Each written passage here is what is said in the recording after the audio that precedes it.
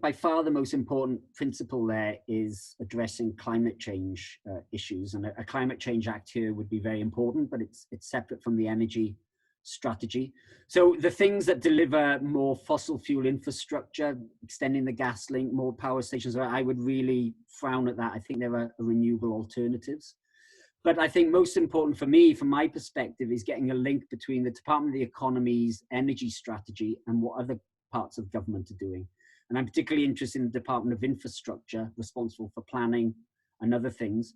And there's a lot of things that the energy strategy would depend on that actually needs to be reflected in Department of Infrastructure. So district heating schemes, I think, have to be identified and built into the planning system.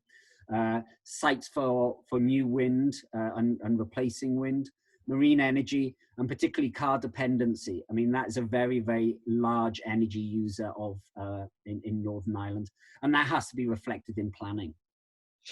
I take it from what you just said there laterally that, in a sense, that a switch to electric vehicles, which certainly would be an answer to emissions, is not the complete response that you're looking for. Is that right?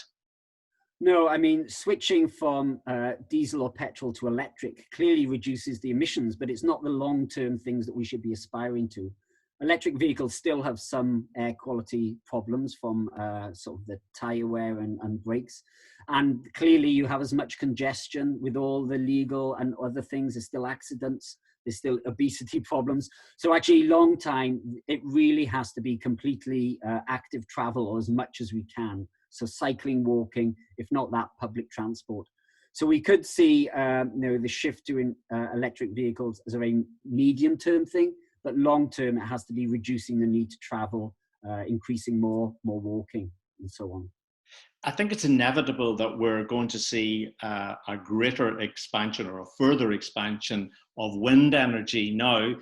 Yeah. Wind farms do impact on communities. How do we ensure that there is a buy-in there for the development that I think is probably coming down the track?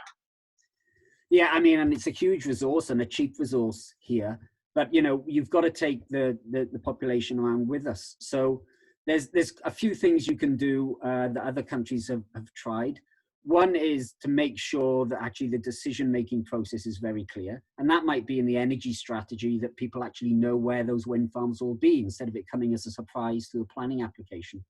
So there's the thing on the process. Ownership is really important. Actually doing some things where community ownership is increased, because I think then people can share the benefits. It feels part of it and so on. That can reduce any opposition to it. Some other countries are doing some very interesting things. The Republic of Ireland are ensuring that in the procurement of energy and the auctions, there's a community proportion of that.